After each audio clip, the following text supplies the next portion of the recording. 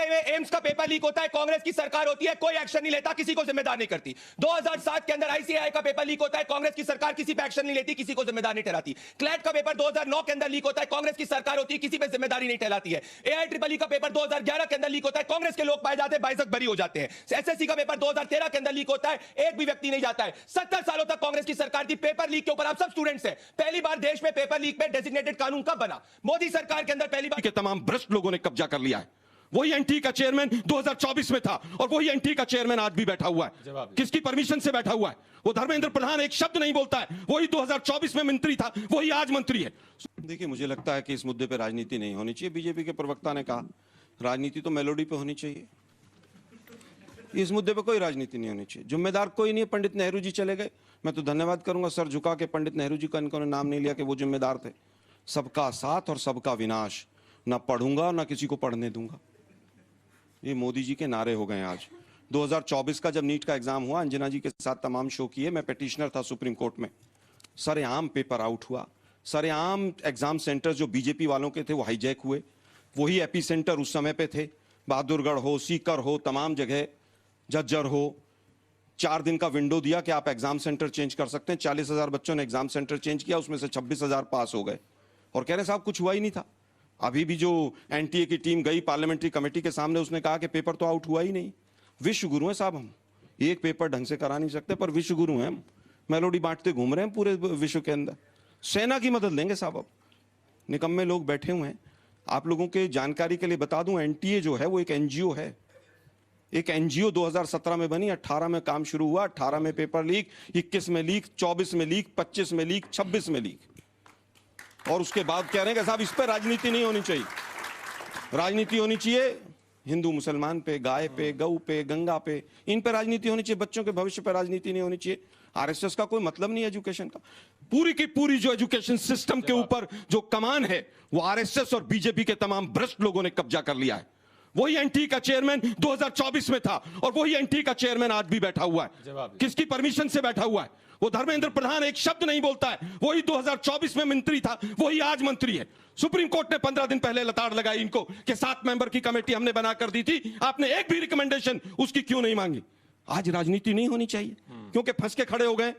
अरे माफिया पूरे गिरोह भाजपा के और आरएसएस के लोग हैं, तमाम लोग हैं, इसलिए जांच नहीं होती है।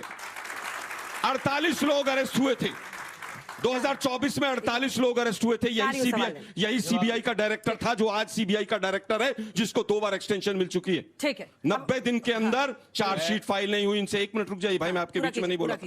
आज एक काम होता है, नीट का पेपर हुआ नहीं, उसके बाद सीबीएसई का हो गया, फिर वो यूजी वाला हो गया, फिर तीसरा हो गया, फिर एसएससी का हो गया।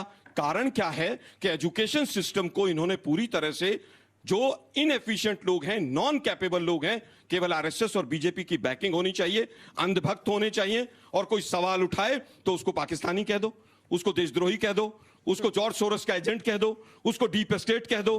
अरे तुमसे वेबसाइट हैक हो रही हैं, पेमेंट के मॉडल नहीं खुल रहे हैं, सीबीएसई जैसी संस्थान का भट्टा बैठा दिया, लेकिन उसके बावजूद आप लोगों को याद होगा यूपीएससी में एक चेयरमैन आए थे मनोज जोशी, याद है आप लोगों को?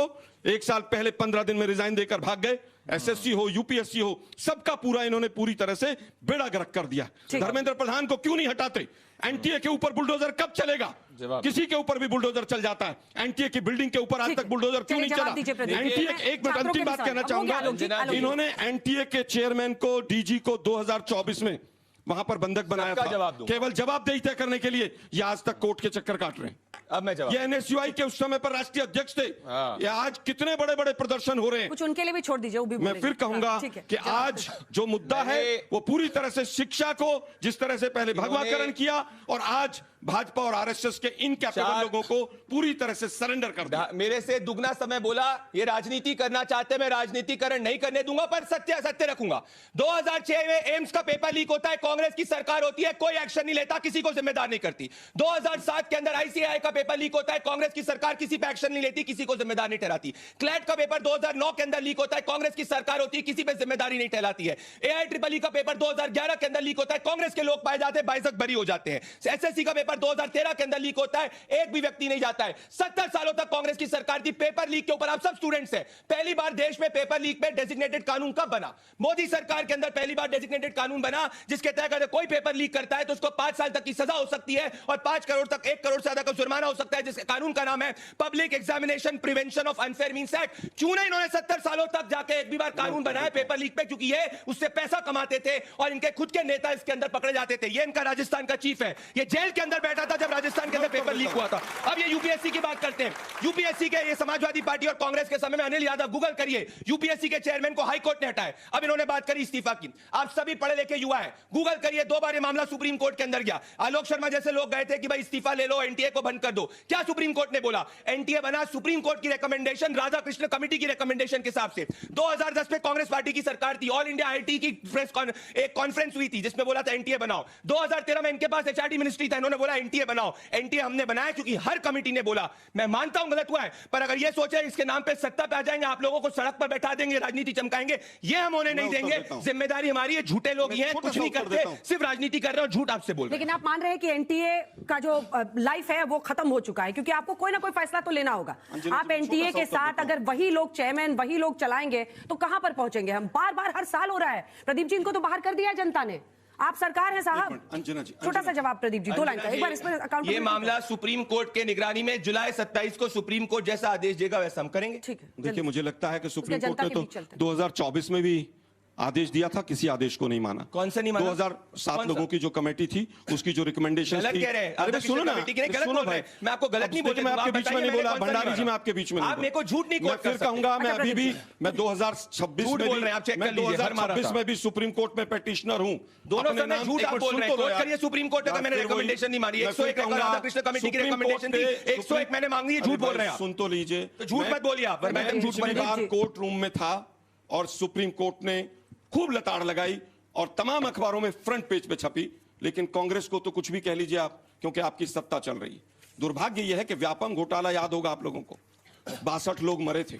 आप बीट अराउंड द बुश कर रहे हैं। आप बताइए, मैंने सुप्रीम कोर्ट की कौन सी रिकमेंडेशन नहीं मांगी? अरे भाई, आप गलत मत बात करिए ना सर। लोगों की रिकमेंडेशन थी, उसमें मैंने मानी है। राधाकृष्ण कमेटी 2024 के सुप्रीम कोर्ट के बाद में बनी थी, जिसको 101 रिकमेंडेशन मानी थी। आप बताइए, गलत अच्छा, प्रदीप जी हो गया। पहली रिकमेंडेशन थी कि आप अगर चुनाव के लिए सेंट्रल पैरामिलिट्री फोर्सेस लगा सकते हैं तो एग्जाम के लिए क्यों नहीं लगाते? एग्जाम के लिए इन्होंने पिछली बार नहीं लगाई। इनके सवाल का पहला उत्तर आ गया। दुर्भाग्य यह है कि 2014 में हमारी सरकार चली गई, एनटीए बना 2017 में। तमाम एनटीए में जो लोग आए वो आरएसएस से जुड़े हुए लोग आए। वो आए जो छत्तीसगढ़ में बड़े बड़े कांड करके आए थे, और आज भी चेयरमैन वही हैं। सब झूठ। और तमाम अखबारों में छपा हुआ है। सब झूठ। कौन है वो जोशी, प्रदीप जोशी? आज तक क्यों बना हुआ है वो? सब झूठ। लेकिन दुर्भाग्य यह है कि जो बोलना है, इन्होंने कहा कि यूपीएससी के चेयरमैन को हाईकोर्ट ने हटा दिया। भाई, हाईकोर्ट की क्या पावर होती है कि हाईकोर्ट ने हटाया? चेक कर लीजिए। मैं फिर कहूंगा, उत्तर प्रदेश के अंदर अनिल यादव को समाजवादी पार्टी की सरकार ने बनाया था, हाईकोर्ट ने उसको तड़ीपार घोषित करा था और वो हटा था। आप मुझे बताइए ना, मैं कौन सी कोर्ट हाथ उठाइए ना प्रदीप जी, मैं जवाब दूंगी जल्दी से पूरा, जब सवाल भी पकड़ी जाती है तो चिल्लाने लगते हैं। आप कुछ भी नहीं पकड़ पा रहे हैं, आप बात ही नहीं कर रहे। सारी पोल खोल के रख दिया, आप खुद ही पोल खोले, आप क्या पोल खोलेंगे किसी की? भाई, ऊपर से नीचे तक पोल खोले। मैं चुप हो जाता हूँ। प्रदीप जी, कुछ नहीं हुआ बच्चों, आप लोग मौज लो।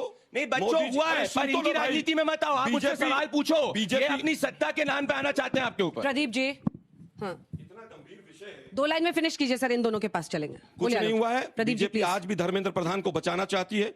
बीजेपी आज भी एनटीए के लोगों को बचाना चाहती है। यहीं पर दिखाई दे रहा है। कारण क्या है कि वो सारे लोग भाजपा के लोगों को फायदा पहुंचाते हैं। भाजपा के बच्चों को एडमिशन होते हैं। एग्जाम सेंटर भाजपा के स्कूलों में पूरी तरह से 2024 में एग्जामिनेशन सेंटर में व्यक्ति जाएगा, देखेगा बीजेपी का आदमी है कि कांग्रेस का आदमी। कैसी बचकानी बातें और इलॉजिकल बातें कर रहे हैं, शर्म आनी चाहिए। बच्चों से जुड़े मुद्दे के ऊपर अपनी घटिया सी राजनीति कर रहे हैं। अच्छा ठीक है। अबे प्रताप सिंह जी, आलोक जी का ये आरोप है कि एजुकेशन का भगवाकरण हो गया। अंजना जी, आप ही का पॉइंट पे पूछा। आज तक एक भी एनटीए का क्लर्क या चूहिया भी सस्पेंड क्यों नहीं हुई है? इसका जवाब देश अभी जाके कल ही सस्पेंशन आया है। भैया, क्या बातें कर रहे हो? चलिए माइक उठाइए। सस्पेंशन है, बताइए। हटाए जो व्यक्ति, बताइए ना किसका सस्पेंशन है, नाम बताइए।